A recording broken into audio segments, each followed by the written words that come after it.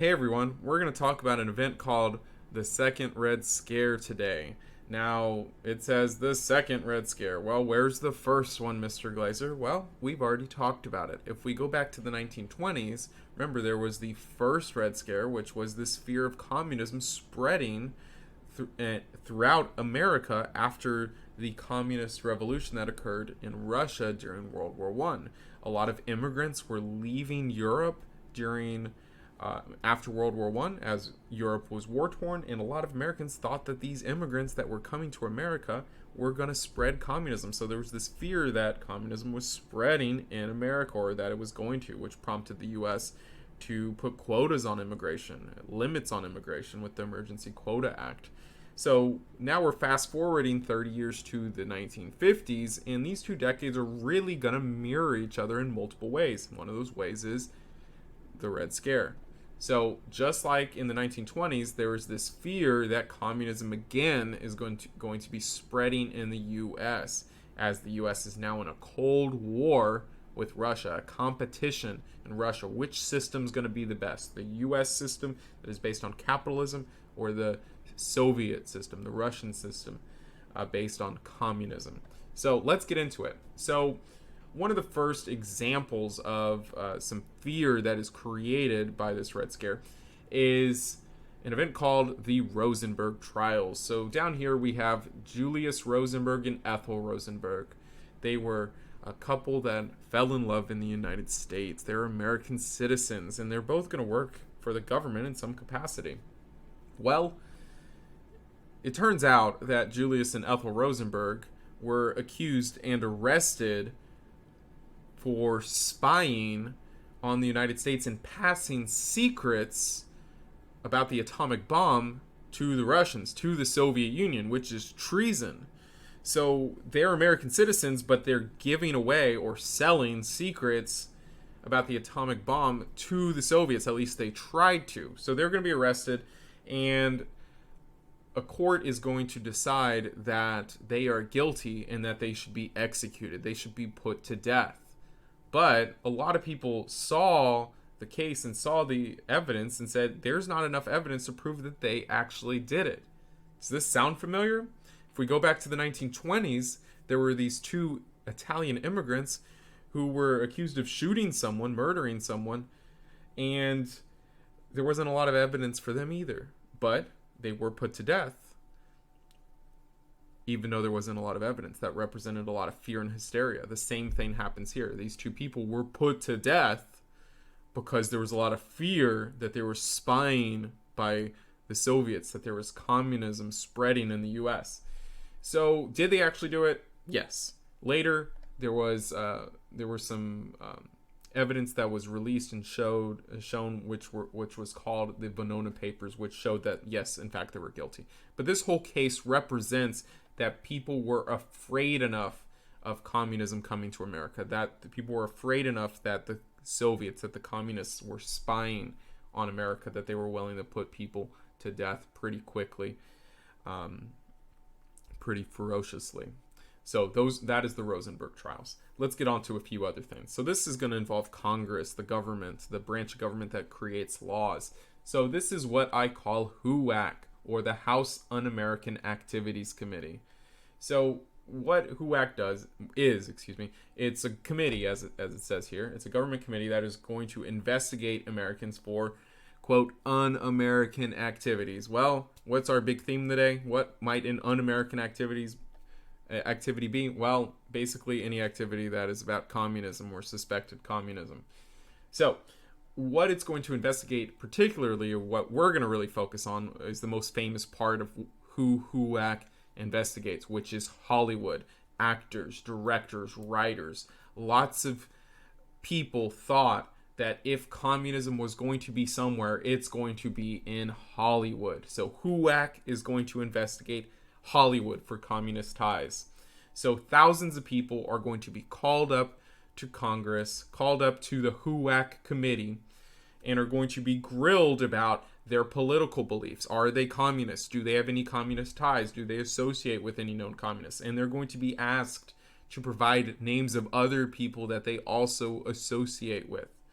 And this is what we call naming names, naming people that might be communists. And this spread this fear that there's communists everywhere, because these people were so afraid of being labeled a communist that they would give in, and they would tell them other people that might be communists around them, and those people would be called to Congress, and those people would be grilled about their beliefs and would also be asked to name names. So there was so much fear that the government was really investigating all over the place for communism with HUAC. And it just kept creating fear that there's really communists everywhere in society. So thousands of innocent people that were called up by HUAC, called up by the House Un-American Activities Committee, are going to be fired and blacklisted from their jobs, from their employers, because people didn't want to be seen as supporting communists. People didn't want to be also called up by HUAC. If you had a communist working for you, you might also be a person who will have to be called up to HUAC and will be labeled a communist. So people quickly would fire people and blacklist people. And that means if you're blacklisted, you were fired, and you likely couldn't get a job in your industry anywhere. So if you were a part of Hollywood, since that's our theme that we're talking about, if you're an actor, you might get blacklisted by Hollywood, which means you can't work as an actor. No one is going to hire you because you're on this, quote, blacklist. You got me blacklisted at Hop Sings? She name. So a lot of innocent people that aren't communist at all are going to be fired and blacklisted because of this, and have HUAC grill them. And if you're accused of being communist, no one's really going to trust you. If you're called up by HUAC, no one's really going to trust you, because even just the fact that the committee is investigating you made it seem like, something's wrong with that guy. No one's going to hire you. You're going to be blacklisted. A lot of people aren't going to want to talk to you because they don't want to be named by you. They don't want to be seen as associated with you because they might be seen as a communist as well. So this HUAC really just continued creating fear and hysteria that really there's communism everywhere, and it created a lot of fervor that communists could be anywhere. Let's look at the cartoon really quick. So it says, "It's okay, we're hunting communists." And we have this car here that says HUAC, Committee on Un-American Activities. It represents HUAC. And what did HUAC do? It's driving through this crowd of people, and a bunch of people... Oh, excuse me, let's go back. So HUAC, we know that they're investigating communists. So on their search for communists, what are they doing? Well, they're running people over. People that have nothing to do with communism are getting hurt. And if we look back at the title, it says, "It's okay, we're hunting communists." So even though innocent people are getting hurt throughout these investigations, people are getting fired, people getting blacklists, it's okay because their mission is they're looking for communists. They're hunting communists.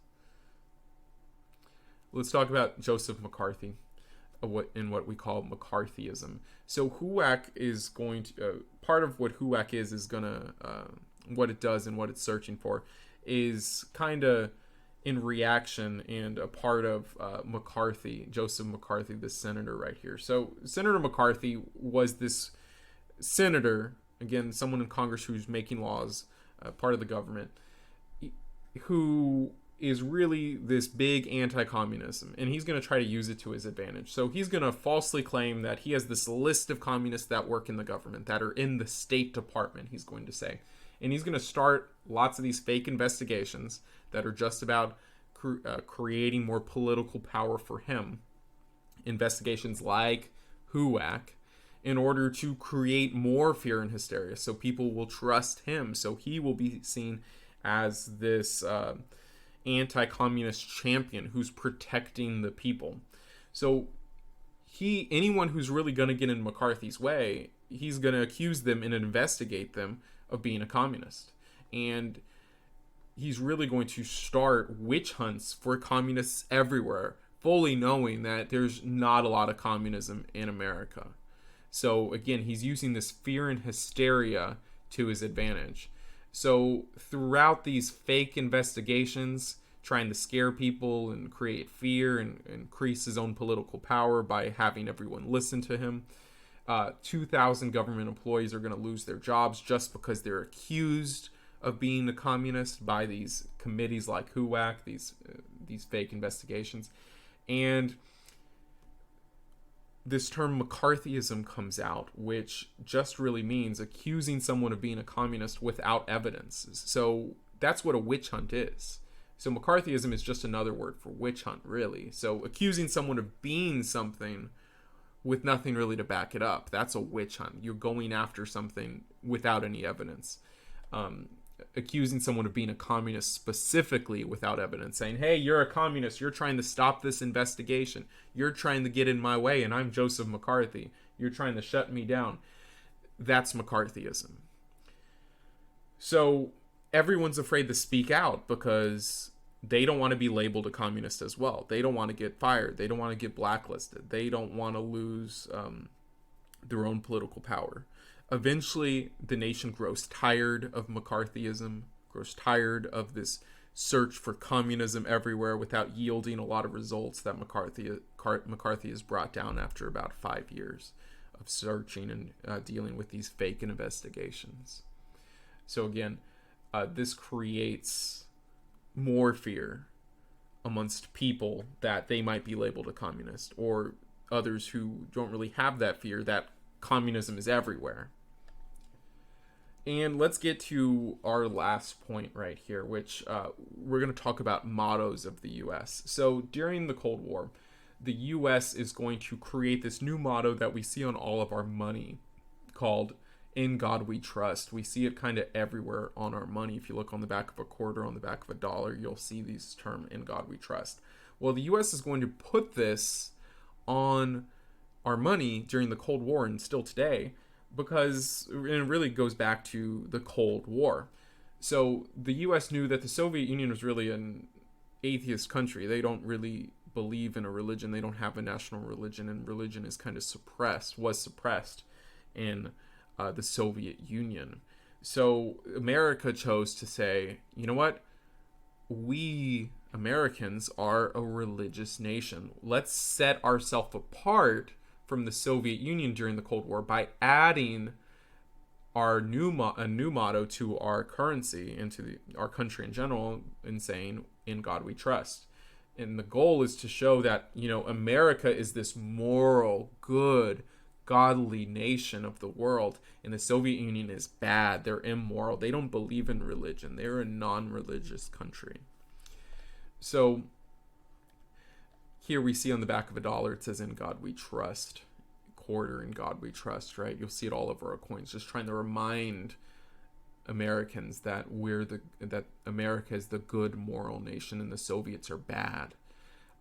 Now let's talk about the original motto, and this is still the official motto today. There's just two of them. So it's called "E Pluribus Unum," and it's in Latin. This is a Latin phrase that just means "out of many, one." And you see it on our currency as well. "E Pluribus Unum," as you see right there on the quarter. "E Pluribus Unum." So what this just means is, out of all of our states, we are still one country. We are the United States. Out of all of the different races, ethnicities, people that we have, all the cultures we have in the United States, that we are all still one people. We are all still Americans. So those are our official mottos. So this is the Red Scare. It is all about fear and hysteria. It's about the Rosenberg stealing secrets and trying to give them to the Soviets, creating this fear of the arms race, this fear that communist spies are here. It's about HUAC trying to find communism in Hollywood and other areas, even though there really isn't any, and people are getting hurt while it's going on. It's about people trying to gain political power by searching for communism, even though they know they're not going to find any, or not much or any at all, with Joseph McCarthy spreading this witch hunt, this McCarthyism, fear of accusing someone of being a communist without evidence. And it's about the U.S. trying to distinguish itself from the Soviet Union, show people that the United States is a good moral nation by having the new motto, "In God We Trust." Hope you learned something today, guys. Thank you.